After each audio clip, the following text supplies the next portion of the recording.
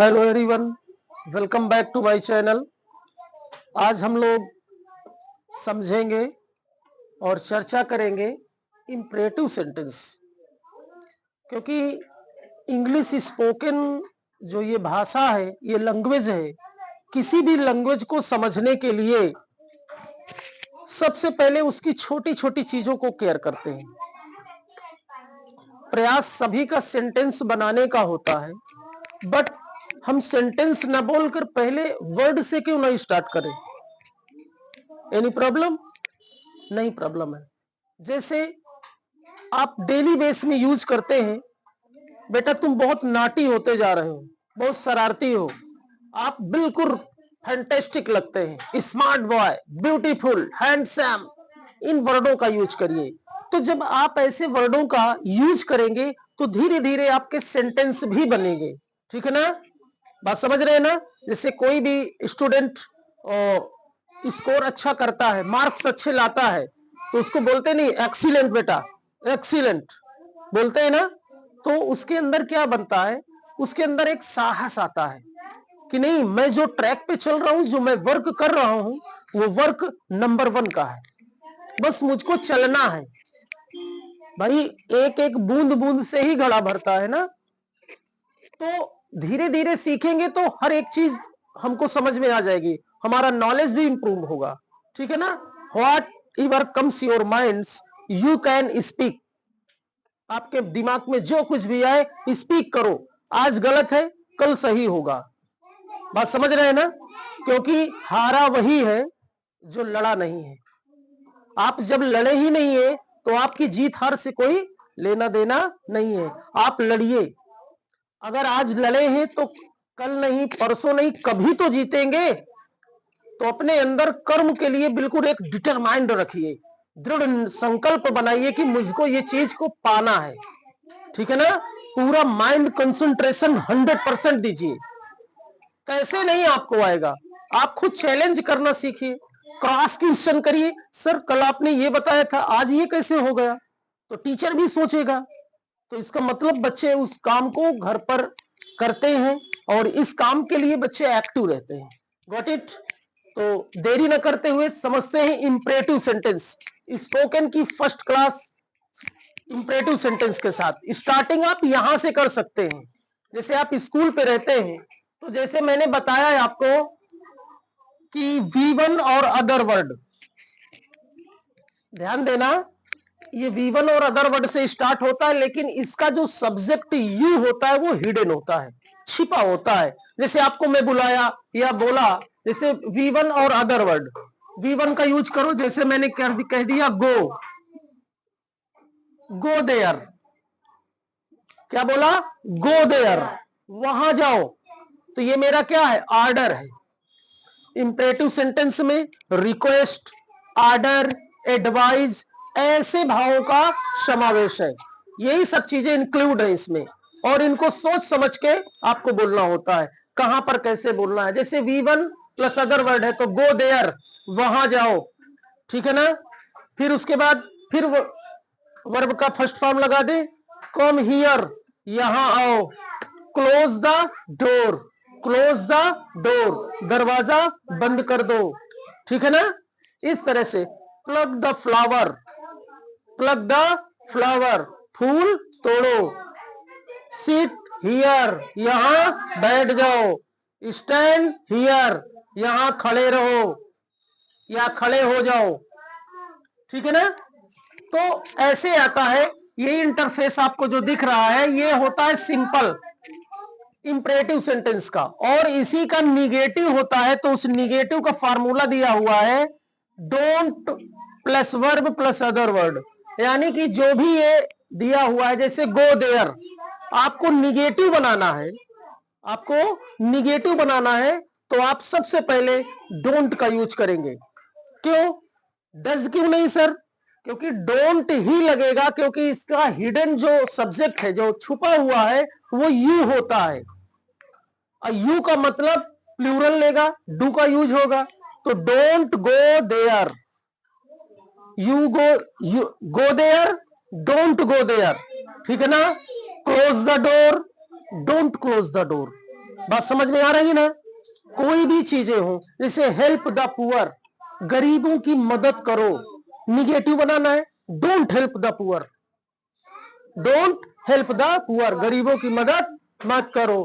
तो ये हो गया इंपरेटिव का सिंपल और ये निगेटिव। जैसे इसमें बहुत सारी चीजें आ जाती हैं, जैसे आपको बोल दिया जाए यू गो, तुम जाओ, तुम जाओ, तो ये इंपरेटिव सेंटेंस हो गया, क्योंकि इंपरेटिव सेंटेंस का मतलब होता है verb plus other word, first form आएगा। निगेटिव समझ लिए, फिर हम समझने का प्रयास करते हैं। एक फार्मूला होता है, ध्यान दीजिएगा, आता है late plus object plus V1, ठीक है ना? एक फार्मूला ये आता है, और दूसरा फार्मूला है give plus object plus noun. ये भी बहुत इंपॉर्टेंट है, इसको भी नोट कर लीजिएगा, और इसके एग्जाम्पल मैं आपको ओरल करवा दे रहा हूं, एक दो एग्जाम्पल बोर्ड में समझा दे रहा हूं, ना समझ में आए तो आप फिर से पूछिएगा। अंडरस्टैंड? जैसे लेट का यूज करना है, तो इसका सेंस क्या निकलता है बेटा? दो। इसका सेंस क्या निकलेगा? दो सेंस निकलेगा। जैसे लेट का यूज होगा, उसके बाद ऑब्जेक्ट आएगा, कोई भी सब्जेक्ट होगा उसका क्या आएगा? ऑब्जेक्ट आएगा, उसके बाद V1 वर्ब का फर्स्ट फॉर्म आएगा।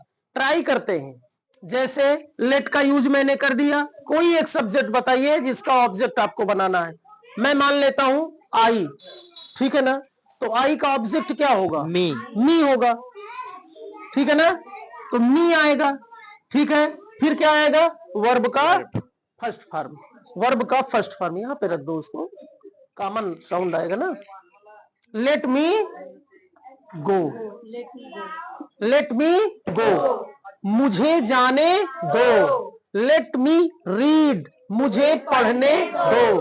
तो जो ये मी है, ये क्या है? ऑब्जेक्ट है। अब दूसरा ऑब्जेक्ट ट्राई कर लेते हैं, जैसे let him drink, let him drink, उसे पीने दो, ठीक है ना? लेट हिम कुक, उसे पकाने दो। लेट हिम सिंग, उसे गाने दो। सरल है कि नहीं सरल है? यानी लेट प्लस ऑब्जेक्ट, बस ऑब्जेक्ट आपको ध्यान रखना है। जैसे आई का मी, यू का यू ही होता है, सी का हर, ही का हिम, ठीक है ना?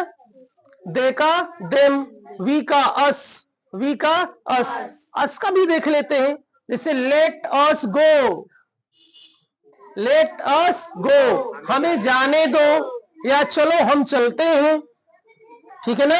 ये लेटेस्ट का मैं आपको बाद में बताऊंगा इसका यूज, ठीक है ना? उसके बाद आता है इसका एक उदाहरण, मैं एग्जांपल राइट किए दे रहा हूं, नोट कर लीजिएगा। लेट हिम स्पीक, उसे बोलने दो। आता नहीं है डेली बेस में, आप क्लास में रहते हैं, क्लास में भी तो बोला जा सकता है। कोई परेशान कर रहा है, तो leave me alone, let me read, मुझे छोड़ दो अकेला, मुझे पढ़ने दो, ठीक है ना? इस तरह के यूजेस करेंगे ना, तो आपकी जो स्पीकिंग होगी ना, वो दिन प्रतिदिन स्ट्रांग होगी। Got it? नेक्स्ट चलते हैं, give plus object plus noun. इसका भी सेंस दो ही आएगा, आपको समझने का, समझिएगा। जैसे गिव, फिर से ऑब्जेक्ट उसी को बना लो, पहले स्टार्टिंग मी से ही करो, इजी से करो। गिव मी, नाउन कोई रखो, अ पेन, तो गिव मी अ पेन। मैं एक एग्जांपल लिखे दे रहा हूं, give me a book, book हो जाए, या कोई भी नाउन यूज कर सकते हैं, तो है मजेदार ना? अब बनाते हैं इसी में, ठीक है ना? Give him a notebook, give him a notebook, उसे एक किताब, सॉरी कॉपी दो, ठीक है ना? लेट हिम अ न्यूज़पेपर, उसे एक अखबार दो, उसे एक अखबार दो। लेट हिम अ टेबल, उसे एक मेज दो। इस तरह से यहां पर आता था वर्ब, यहां आएगा नाउन। कोई भी नाउन आप इस्तेमाल करके इसका यूज कर सकते हैं। ठीक है ना। जैसे आ गया उसे डस्टर दो, उसे डस्टर दो, या मुझे डस्टर दो, तो गिव मी अ डस्टर, ठीक है ना। और इसमें कहीं आता है, जैसे आ जाए रिक्वेस्ट की चीजें आ जाए, काहे की आ जाए बेटा, रिक्वेस्ट। रिक्वेस्ट का मतलब होता है प्रार्थना। जैसे रिक्वेस्ट कहीं आएगा तो उसमें प्लीज का यूज जरूर करेंगे, ठीक है ना। जैसे आपसे मैं कह रहा हूं, please give me your pen, please give me your pen, तुम अपना पेन मुझे दे दो, या मुझे अपना पेन दो। Please give me your notebook, मुझे कृपया मुझे अपनी किताब दे दो। तो प्लीज गिव मी से आप बना सकते हैं, ठीक है ना, तब भी नाउन ही आएगा। तो आपकी जो स्टार्टिंग होगी वो छोटे सेंटेंस, छोटे वर्डों से होगी। बात समझ रहे हैं ना।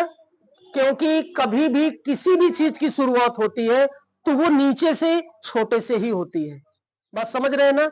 जैसे एक विशाल पेड़ बनना हो तो एक छोटा सा नन्हा सा बीज बोया जाता है, तब जाके वो क्या बनता है, एक विशाल पेड़ बनता है। तो स्टार्टिंग जीरो से ही होती है, स्टार्टिंग शुरू से ही होती है। वो स्टूडेंट बहुत ख्याली पुलाव बनाते हैं, या बहुत ऐसे लोग होते हैं कि वो डिग्री लेकर के सिर्फ ये सोचते हैं कि मैं जो करूंगा तो मैं 1 लाख की नौकरी करूंगा, नहीं तो मैं नहीं करूंगा। तो ऐसे ही लोग हमारे बहुत पीछे हैं। अगर आपको करना है तो नीचे से ही स्टार्ट करना पड़ेगा। बात समझ रहे हैं ना। आपसे मैं कुछ क्वेश्चन पूछना चाहूंगा, बताइए, घर नीचे से बनता है ऊपर की ओर, कि ऊपर से नीचे की ओर बनता है? नीचे से ऊपर की ओर। नीचे से बनता है ऊपर की ओर। आप सीढ़ी में चढ़ेंगे तो नीचे से चढ़ेंगे कि ऊपर से चढ़ेंगे? नीचे से। तो पहली सीढ़ी में कदम रखना होगा कि नहीं? yes, जो गॉड है, ऑलमाइटी, सर्वशक्तिमान है, वो भी जो हमको बनाया है, वो भी जब इस धरा पे आया, इस धरा पे जन्म लिया, तो क्या वो एक राजा बन के जन्म लिए थे? राजा तो नहीं बने थे, थे तो छोटे ही, चाहे वो कृष्ण हो या वो राम हो। तो जब वो एक भगवान जिसने हमें बनाया, वो भी स्टार्टिंग से ही ऊपर गए हैं, तो हम ऐसा क्यों सोचते हैं कि हम डायरेक्ट इंग्लिश के बड़े बड़े सेंटेंस सीखेंगे तभी इंग्लिश आएगी? नो, ये रास्ता, दिस वे इज रॉन्ग, ये रास्ता गलत है। आपको रास्ता वैसे ही स्टार्टिंग, जैसे आप अभी तक नहीं पढ़े हैं, आज से पढ़े हैं, अभी से स्टार्ट करिए। जब जगो तब सवेरा। बात समझ रहे हैं ना। तो अगर आप ऐसे ही सेंटेंस धीरे धीरे अपनी डेली बेस में यूज करेंगे तो आई होप आपका स्पोकन स्ट्रांग होगा। तो ठीक है ना। तो आज के वीडियो में बस इतना ही। तो हम मिलते हैं आपसे नेक्स्ट वीडियो में एक नए रूल्स, एक नए कॉन्सेप्ट के साथ। तब तक गुड डे, टेक केयर।